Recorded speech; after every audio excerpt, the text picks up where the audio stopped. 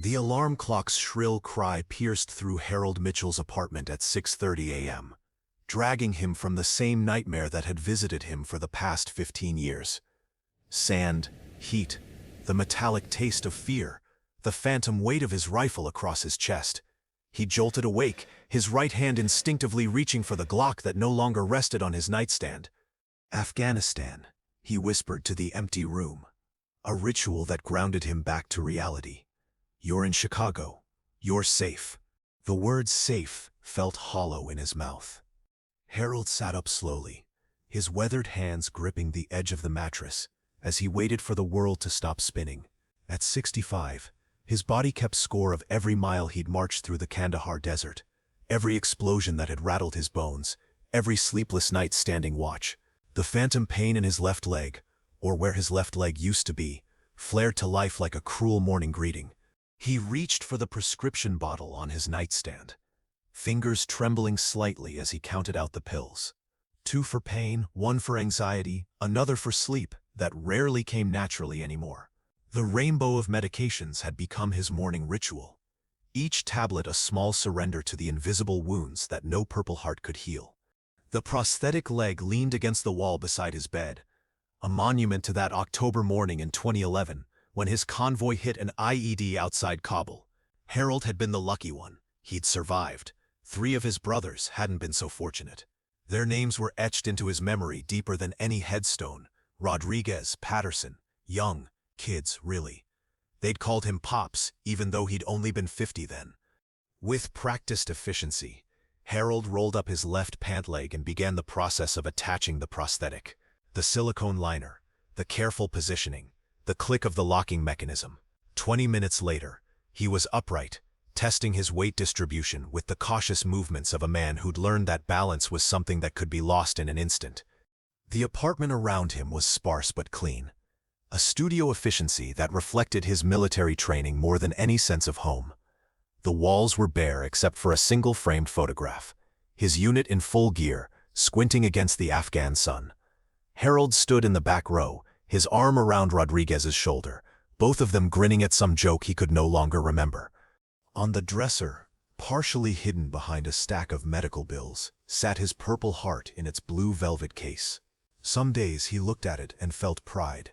Other days, like today, it felt like a participation trophy for surviving when better men hadn't. The notification letter from the VA clinic, crumpled in his pocket, reminded him why he was up this early. Another appointment, another round of questions about his pain levels, his mental state, his ability to function. The irony wasn't lost on him. He'd served his country in one of its longest wars, had given his leg and his peace of mind, and now he had to prove over and over again that he deserved help. Harold's car had died the previous week, the transmission giving out with a grinding finality that matched his bank account. The repair estimate sat on his kitchen counter next to a pile of bills he couldn't afford to pay. $300 might as well have been $3,000. So today, like every day since, he would take the bus. The 3-block walk to the bus stop had once been nothing to a man who'd hiked mountain passes in full gear. Now it stretched before him like a marathon. Harold grabbed his worn jacket, checked his pocket for exact change. The bus drivers didn't have patience for people who held up the line, and stepped into the gray Chicago morning. The October drizzle matched his mood, each drop a cold reminder of how far he'd fallen. He watched younger people hurry past him on the sidewalk, their faces buried in phones, their bodies moving with the careless confidence of people who'd never questioned whether their legs would hold them up. Harold remembered being that young, that certain of his place in the world. The bus stop was a simple metal post with a faded route sign. No shelter from the rain. Harold leaned against it, his prosthetic leg already aching from the walk. The scheduled arrival time came and went. 5 minutes late. 10. He could feel the moisture seeping through his jacket, the familiar panic beginning to build in his chest as he imagined missing his appointment, having to reschedule, explaining to the VA why he couldn't keep to their schedule. A military recruitment poster across the street caught his eye, its bold letters proclaiming "Be all you can be," above the image of a strong young soldier. Harold remembered believing those words once. He'd enlisted at 47, older than most recruits, driven by a sense of duty after 9/11 that had burned in his chest like a fire. He'd wanted to serve, to make a difference, to protect the freedoms he'd taken for granted. The war had been different than the movies. Longer, more complicated. By the time he'd come home, the country had moved on. There were no parades, no yellow ribbons, no crowds of grateful civilians. Just awkward conversations with people who didn't know what to say. Job interviews, where his military service was seen as a liability rather than an asset, and the growing realization that he'd fought in a war that most people wanted to forget. The bus finally wheezed to a stop, its hydraulic brakes hissing like a tired sigh. Route 47. Harold's lifeline to the world beyond his apartment, his connection to the medical care that kept him functioning. The doors folded open with a mechanical groan, revealing Marcus Washington behind the wheel. Marcus was a thick-set man in his mid-40s. His Chicago Transit Authority uniform stretched tight across his shoulders. His name tag was slightly crooked. His tie loosened just enough to suggest he was already having a long day despite the early hour. Harold had ridden his route enough to know that Marcus was usually professional, if not particularly warm. Today, something was different.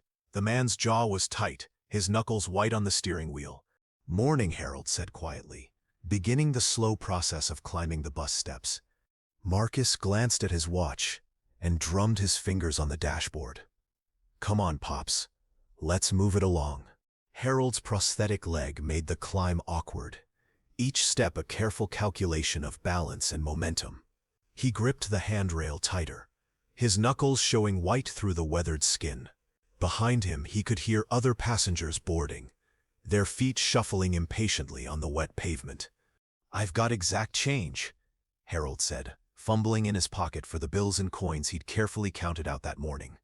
"Yeah, well, the whole city's got exact change," Marcus muttered, loud enough for everyone to hear.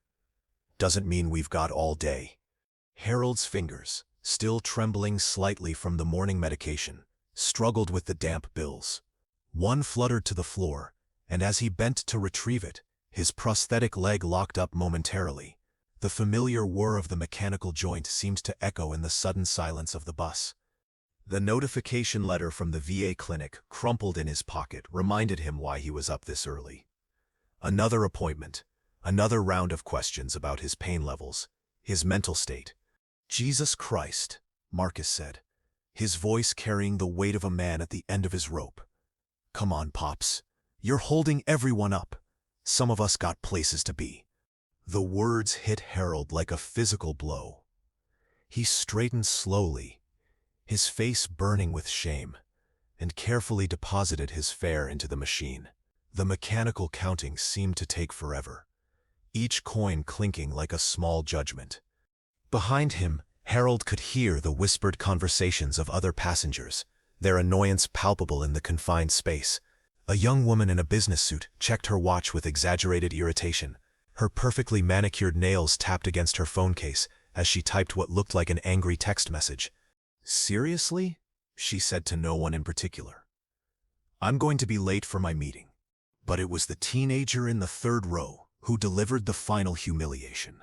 Jaden Collins, 16 years old and armed with a smartphone, had started recording the moment Harold began his slow climb onto the bus. The boy's eyes lit up with the predatory gleam of someone who'd found content gold. "Yo, check out Zombie Grandpa," Jaden whispered to his phone, holding it at the perfect angle to catch Harold's awkward movements. "Dude's moving like he's got all day." Harold heard the comment but didn't turn around. He'd learned long ago that engaging with kids like Jaden only made things worse. Instead, he made his way toward the back of the bus, each step a reminder of his body's betrayal. Each passenger he passed a witness to his humiliation. The bus lurched forward before he'd fully seated himself, and Harold had to grab the seat back to keep from falling. The sudden movement sent a spike of pain through his prosthetic leg, and he bit back a gasp. In the reflection of the window, he could see Jaden still filming, his face animated with the kind of cruel delight that only teenagers could muster. Harold found an empty seat near the back, away from the other passengers, and settled in for the 40-minute ride to the VA clinic. The familiar weight of invisibility settled over him like a blanket. He'd become expert at making himself small, at occupying as little space as possible in a world that had no room for broken soldiers. Through the rain-streaked window, he watched the city wake up, coffee shops filling with people who had jobs to go to, purpose in their steps, children walking to school with backpacks and dreams, the ordinary miracle of civilian life continuing, oblivious to the men and women who'd sacrificed pieces of themselves to protect it. Harold's phone buzzed with a text from his sister in Milwaukee. "How are you doing, Harold? Haven't heard from you in a while." He stared at the message for a long moment, his thumbs hovering over the keyboard. How was he doing? He was 65 years old, alone, struggling to pay his rent, and had just been humiliated by a bus driver and a teenager with a phone. He was doing exactly as well as a broken-down veteran had any right to expect. "I'm fine," he typed back. "Talk soon." The lie came easily now. He'd been practicing it for 15 years. As the bus continued its route through the morning traffic, Harold closed his eyes and tried to summon the man he'd been before Afghanistan. The man who'd believed in duty and honor, who'd thought that service guaranteed respect, who'd never imagined that he'd spend his golden years as a burden on a city bus. That man felt like a stranger now, a ghost from a different life. All that remained was this: the phantom pain, the prescription bottles, the daily struggle to maintain dignity in a world that had forgotten what he'd given up. The bus hit a pothole, jarring Harold back to the present.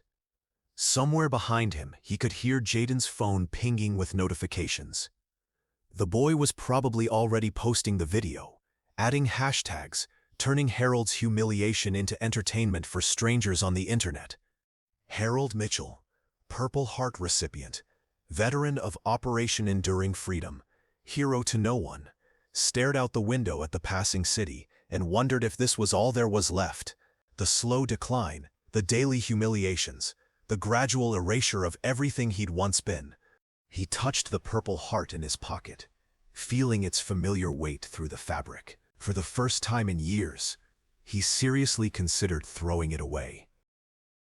The bus swayed through downtown Chicago traffic, its rhythm a mechanical lullaby that should have been soothing but instead amplified every ache in Harold's body.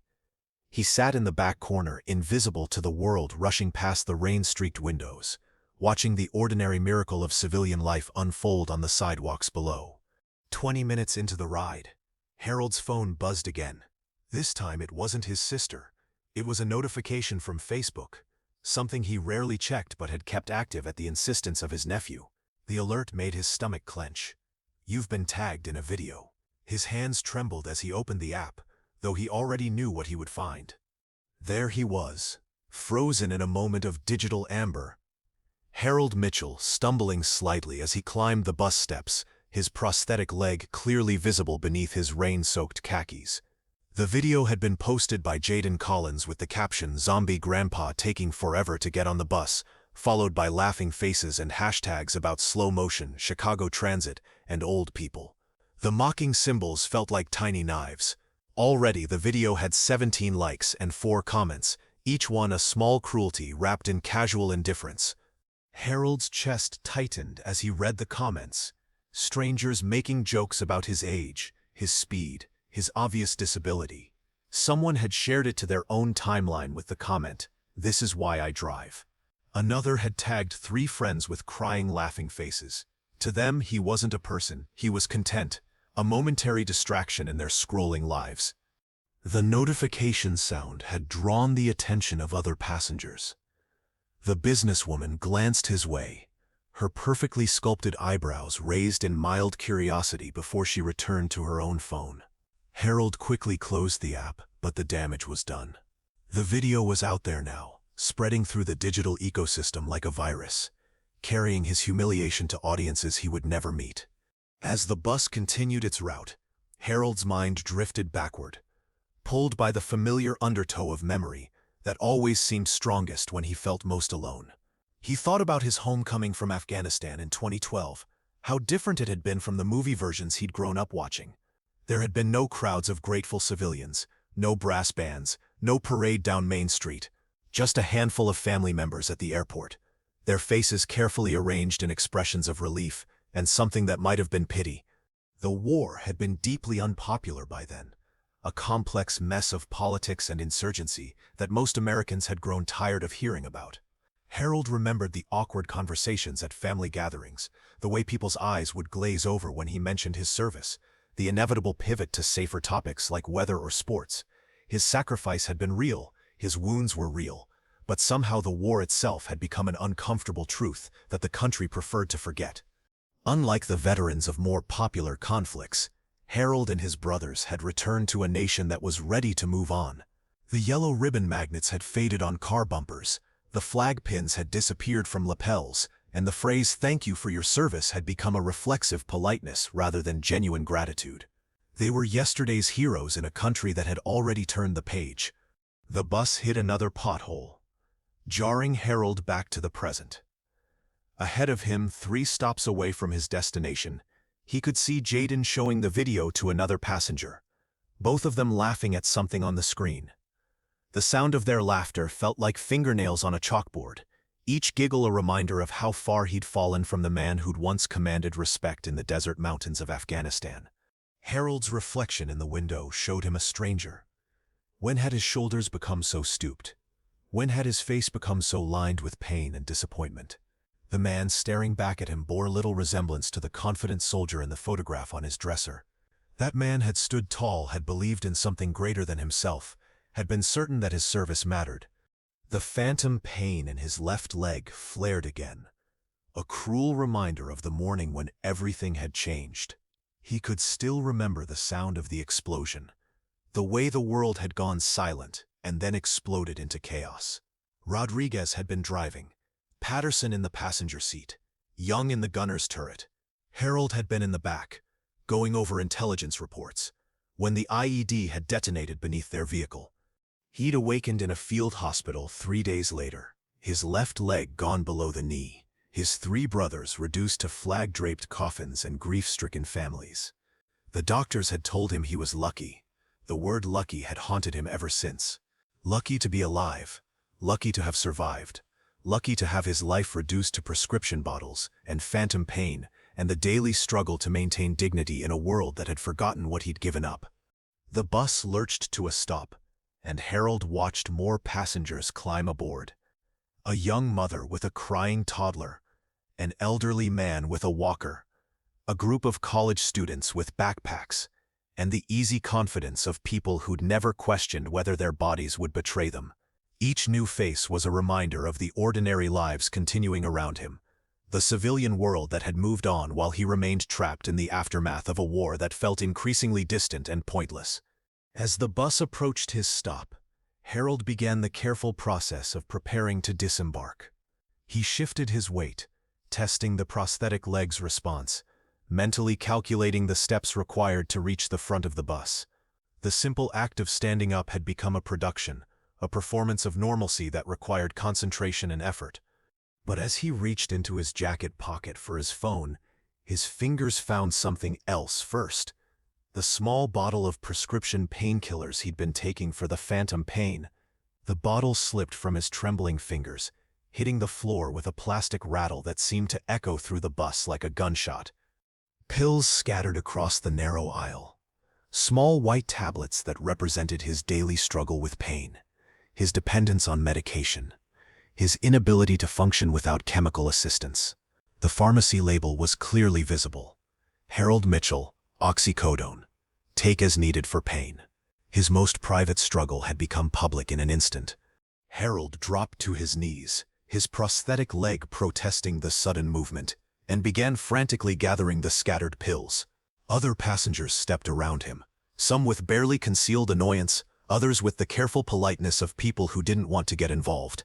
One man accidentally stepped on a tablet, crushing it under his heel, and Harold watched 15 years of carefully managed pain control turn to powder on the dirty bus floor. The businesswoman made a sound of irritation and moved to a different seat, her designer heels clicking against the floor in a rhythm that sounded like judgment. Behind him, Harold could hear the distinctive sound of a phone camera, the digital shutter that meant his humiliation was being documented again. Marcus's voice carried from the front of the bus, his patience finally exhausted.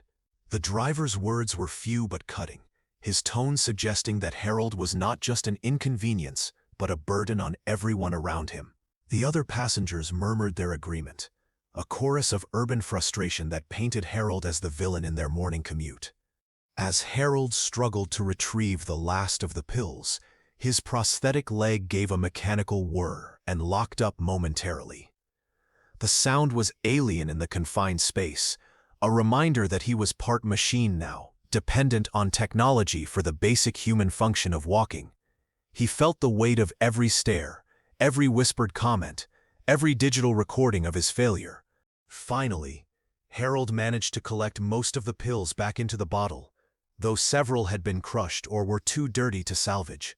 He pulled himself back into his seat, his face burning with shame, and closed his eyes against the curious stares of his fellow passengers. The bus continued its journey, but Harold's dignity had been left scattered on the floor like the pills he'd tried so desperately to recover. For the first time since returning from Afghanistan, Harold felt completely defeated.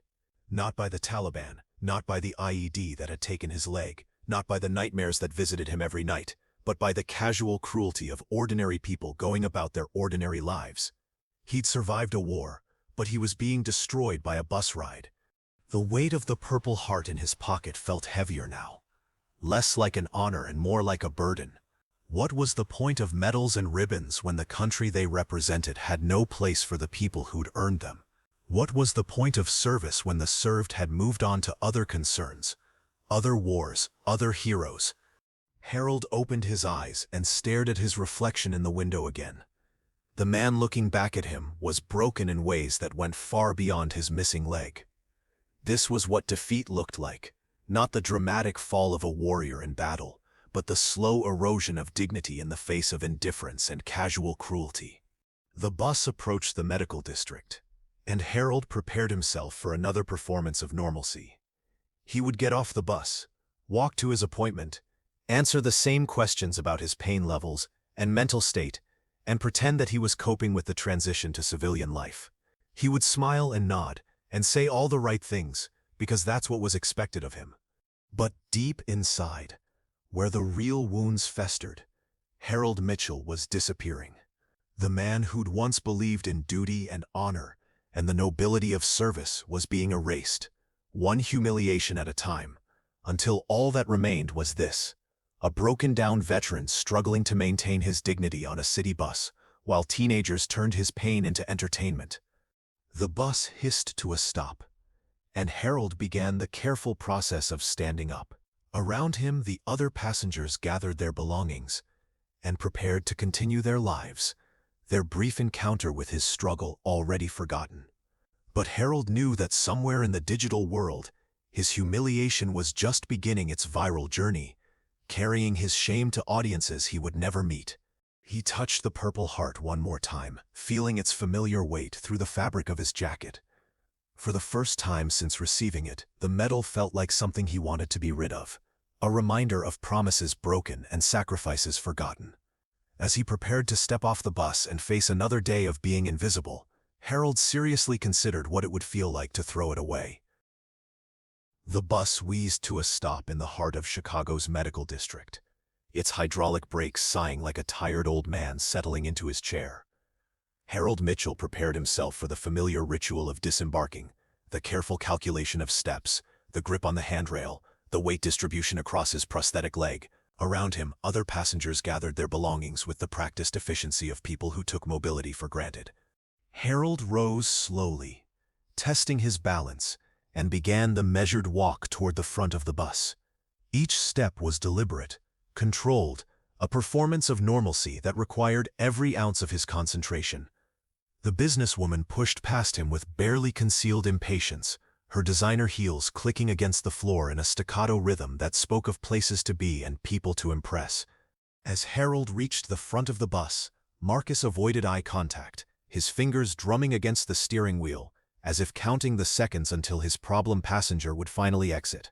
The morning's humiliation had settled into Harold's bones like arthritis, a deep ache that medication couldn't touch. The doors folded open with their familiar mechanical groan, and Harold stepped onto the sidewalk.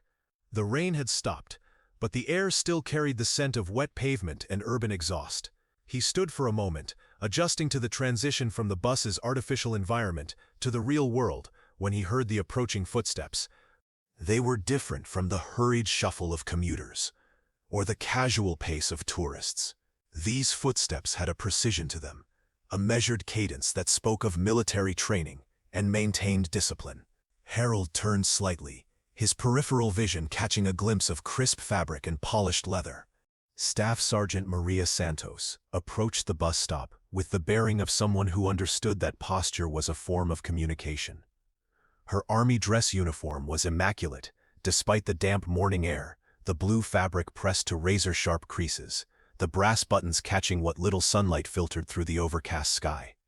Her ribbons and decorations created a colorful tapestry across her chest, each one representing a story of service and sacrifice.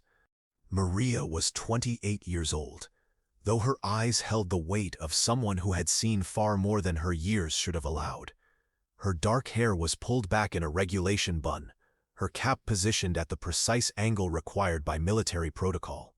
She moved with the controlled grace of someone who had learned to carry herself as a weapon, a tool, a symbol of American strength in places where such symbols were desperately needed.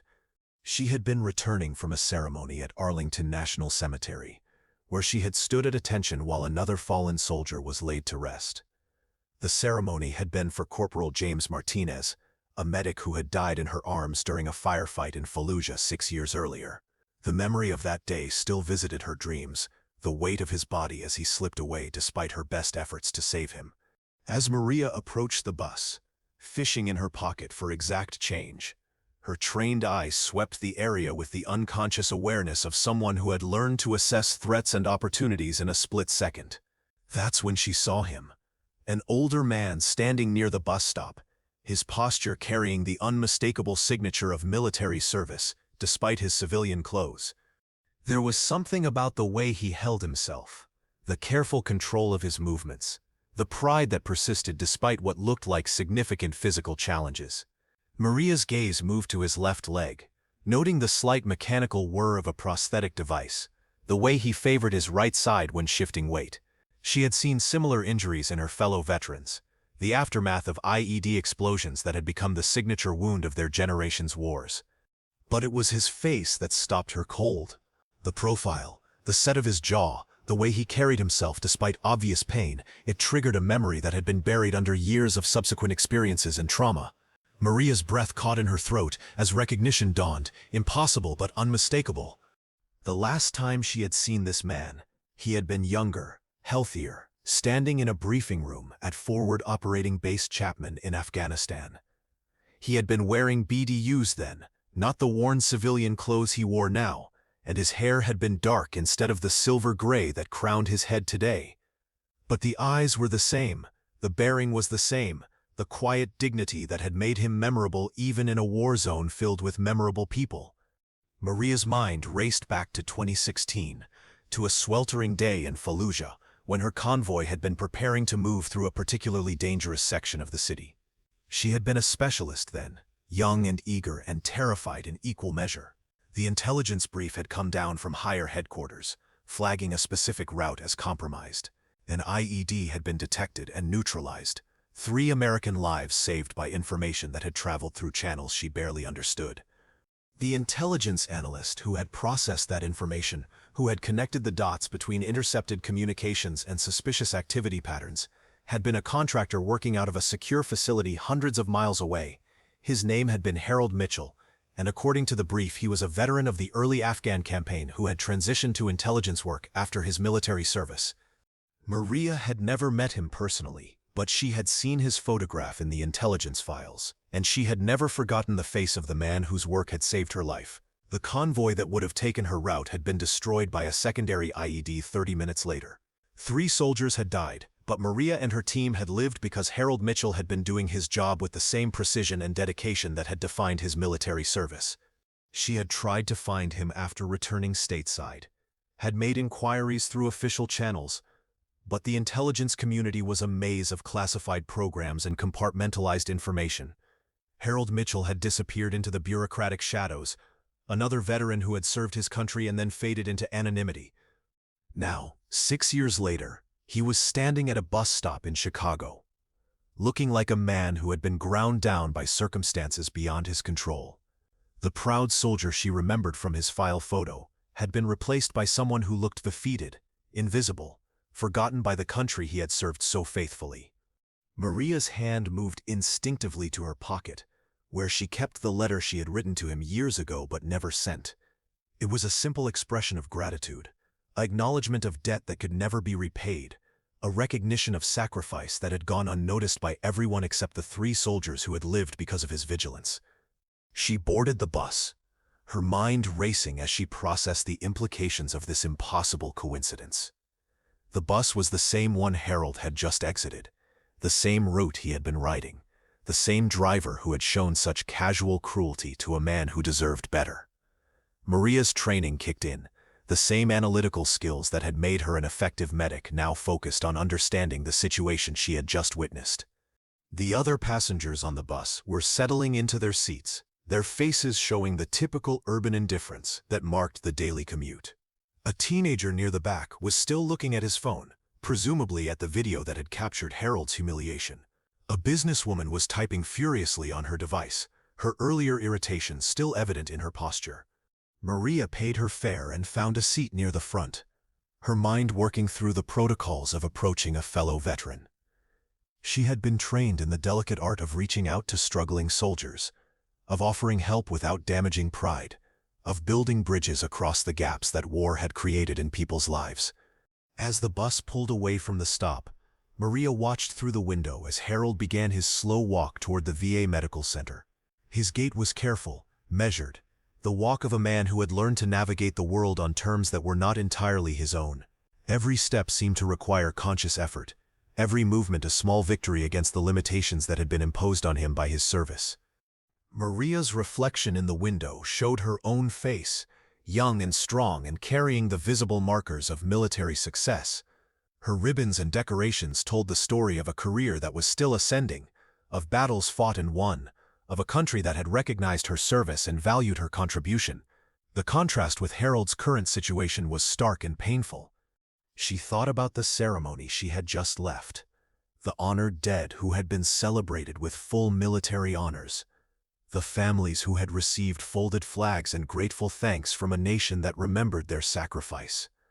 Then she thought about Harold Mitchell, walking alone toward a medical appointment, his own service forgotten, his own sacrifices invisible to the world around him. The bus continued its route through the city, carrying Maria away from the man whose work had saved her life, but her mind was already working on a plan. She knew where he was going, knew the building where he would spend the next several hours dealing with the bureaucracy of veteran care. She knew the route he would take back to the bus stop, the same bus he would board for his journey home. Maria Santos, Staff Sergeant, United States Army, medic and veteran of 3 combat deployments, made a decision that would change 2 lives forever. She would get off at the next stop, walk back to the medical center, and find Harold Mitchell. She would thank him for his service, not with the empty politeness that had become routine, but with the genuine gratitude of someone whose life had been saved by his dedication.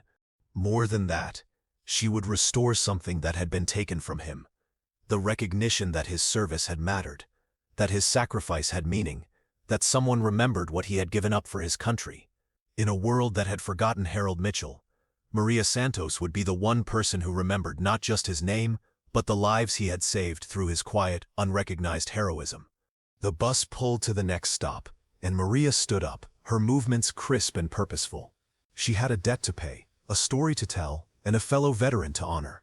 The other passengers barely noticed as she exited the bus, but Harold Mitchell's life was about to change forever. Harold stared at the young woman in the crisp dress uniform, his weathered hands trembling slightly as they gripped the metal rail of the bus seat. The Purple Heart felt heavy in his jacket pocket, a weight he'd grown accustomed to carrying in silence. His voice barely rose above a whisper, as he protested that he'd never served in Fallujah, that she must have him confused with someone else. The uncertainty in his tone betrayed years of feeling forgotten, invisible. Maria Santos stepped closer, her combat boots clicking against the bus floor with military precision. The other passengers had gone silent, sensing something significant unfolding. Even Jaden had lowered his phone, his usual smirk replaced by curious attention. With the certainty of someone who had searched for years, Maria identified him by his full name and rank: Sergeant Harold Mitchell, 1st Battalion, 87th Infantry Regiment. 2 tours in Afghanistan between 2009 and 2012. Harold's eyes widened. Few people knew his rank, fewer still his unit designation. The bus stopped at a red light, and Marcus found himself listening through the rearview mirror, his earlier irritation replaced by growing awareness that something important was happening in his bus. Maria continued with precise military efficiency, describing Harold's post-service work in intelligence analysis.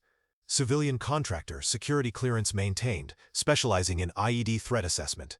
Harold's breathing became shallow as memories surfaced, those fluorescent-lit nights in windowless offices, endless spreadsheets, the nagging feeling that something was wrong with convoy schedules. In March 2016, Maria explained, Harold had flagged what seemed like routine intelligence about a supply convoy route outside Fallujah. While others dismissed the report, Harold caught inconsistencies in timing patterns. He stayed late 3 nights running, cross-referencing movement data with insurgent activity reports. The memories flooded back, supervisors calling him paranoid, saying he was seeing patterns that weren't there. But Harold hadn't given up. He'd gone over their heads, called in favors, pushed until someone listened. The route was changed. The businesswoman in the front seat had turned around completely, her phone forgotten in her lap. Jaden was recording again, but this time his face showed something different. Respect, maybe even awe. The convoy that would have taken the original route carried 12 soldiers in 3 vehicles, running supplies to a forward operating base. If they'd taken that route on March 15th, they would have hit the largest IED cluster their unit had ever encountered. Harold's hands shook now, not from age or medication, but from the weight of a truth he'd carried alone for years. He remembered the form letter commendation, the bureaucratic language about his analysis contributing to mission success. He'd never known the human cost of his late nights, his stubborn insistence that something was wrong. Maria reached into her uniform pocket and pulled out a small, worn photograph. 3 young soldiers in desert camouflage, grinning at the camera with the exhausted joy of people who'd just survived another day. She identified herself and her fellow soldiers, Specialist Maria Santos, Corporal James Rivera, and Private First Class Danny Chen. 3 soldiers whose names Harold had never learned, whose faces he'd never seen. Her voice dropped to barely above a whisper as she explained that Danny hadn't made it home, lost to an IED 4 months later on a different route. But James and she were here because of Harold, because he'd stayed late, because he'd cared enough to fight for people he'd never met. The bus had started moving again, but Marcus was driving more slowly now, stealing glances in the mirror. The usual morning sounds, rustling papers, notification chimes, quiet conversations had completely ceased. For 8 years, Maria had been searching for him. Ever since she'd gotten out and started working with veteran services, she'd known his name from the report. But the bureaucracy had made tracking him down a long process. Harold looked up at her, this young woman who stood before him with the bearing of a soldier, and for the first time in years, he felt something other than shame about his service, his quiet admission that he hadn't known, that he'd felt forgotten and useless after the war, hung in the air between them. Maria stepped back and came to attention. In the confined space of the city bus, surrounded by strangers on their way to work, she rendered a salute that was sharp, perfect, and full of profound respect. Her words carried across the suddenly sacred space of the bus, thanking him on behalf of the soldiers of the 3rd Armored Division for bringing them home. The salute lasted exactly 3 seconds. But in that moment, Harold felt something shift inside him. His shoulders straightened, his chin lifted, the weight in his pocket, the Purple Heart he'd been ashamed to wear, no longer felt like a burden. He stood, his prosthetic legs steady beneath him, and returned the salute with a precision that surprised even himself. His voice was clear and strong for the first time in years, as he acknowledged that it had been his honor. The bus erupted in applause. The businesswoman was crying openly. Marcus had pulled over to the curb, his own eyes wet as he turned to face the back of the bus. Marcus's apology came thick with emotion. He spoke of his father's service in Vietnam, of how he should have known better. Harold accepted the apology with the grace of someone who understood that ignorance and cruelty often came from the same place. Jaden had been quiet throughout Maria's revelation, but now he stood up, his phone in his hand. His voice was unusually serious, as he explained about the video he'd made earlier, the cruel mockery he now recognized as wrong. He showed Harold the screen as he deleted the slow-mo grandpa video, the cruel comments and laughing emojis disappearing into digital oblivion. When Jaden asked to take a picture instead, to post about real heroes, Harold agreed with one condition, that the story include all the soldiers who served, especially those who didn't make it home. This wasn't about him alone. As the bus pulled back into traffic, something fundamental had changed. Harold wasn't invisible anymore. He wasn't just the slow old man holding everyone up. He was Sergeant Harold Mitchell, the man who had saved lives from a desk in a windowless office, who had fought for people he'd never met because it was the right thing to do. Maria sat beside him for the rest of the ride, and they talked about Danny and James, about the war they'd both served in different ways, about the Veterans Day ceremony where she wanted him to speak. When Harold's stop came, he walked to the front of the bus, with his head high. Marcus offered him free rides from now on, the least he could do for a sergeant who'd served his country. Harold stepped off the bus into the morning sunlight, and for the first time in years, he felt like he belonged in the world again. Behind him through the bus windows, he could see the faces of people who would remember this morning, who would carry the story of recognition and dignity forward into their own days. The bus pulled away, but Harold remained standing on the sidewalk, watching it disappear into traffic. In his pocket, the Purple Heart no longer felt like a secret shame. It felt like what it had always been, a symbol of service, of sacrifice, of the quiet heroes who do their duty without expecting recognition. But sometimes, recognition finds them anyway. The morning sun cast the same golden light through the bus windows, but everything else had changed. Harold Mitchell stood at the familiar bus stop, his posture straight and confident, the Purple Heart visible on his jacket lapel where it belonged. The phantom pain in his leg had lessened, or perhaps he'd simply learned to carry it differently. Marcus spotted him through the windshield and smiled, pulling the bus to a gentle stop. The hydraulic doors opened with their familiar hiss, and Harold climbed aboard with steady steps. No fumbling for change. Marcus had kept his word about free rides, though Harold had started a small fund to help other veterans with transportation costs. The morning greeting came naturally now. Warm and respectful. Harold had become more than a passenger. He was a welcomed part of the community that formed and reformed each day on the number 47 route. The businesswoman from that transformative morning 3 months ago now saved the seat behind the driver, specifically for Harold. She'd learned his name was Dorothy, that she worked in nonprofit fundraising, and that she'd started a small initiative at her office to support local veterans. Her morning ritual of checking her phone had been replaced by genuine conversations about community service and the small ways people could make a difference. Jaden still rode the bus, but his social media had evolved. The mocking videos had been replaced by a weekly series called Heroes on My Bus, where he interviewed veterans, teachers, healthcare workers, and others who served their communities in quiet ways.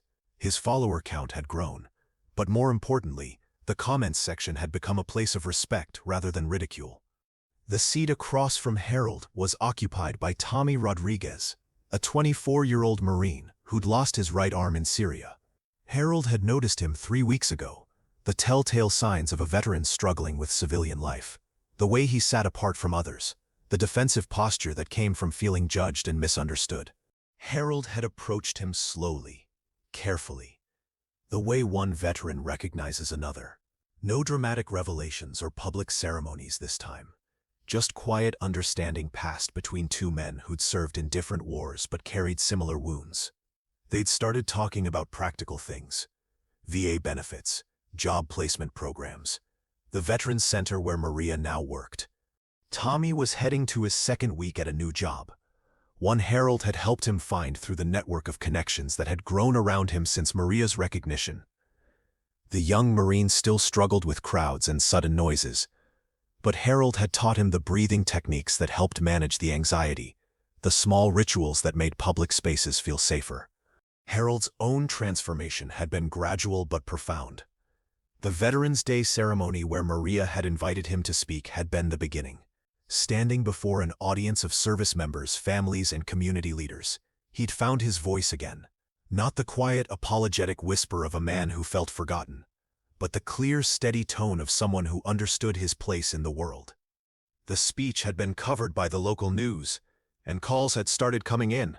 The VA wanted him to speak to newly returned veterans about transitioning to civilian careers. A high school had asked him to talk to their history classes about the Afghanistan War. A veteran support group had requested his help with outreach to isolated former service members. Harold's apartment had become an unofficial headquarters for veteran services.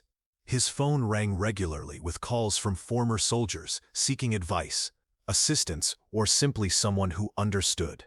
The empty hours that had once stretched endlessly were now filled with purpose. Maria visited twice a week, bringing case files of veterans who needed help navigating the bureaucracy that Harold had learned to work within.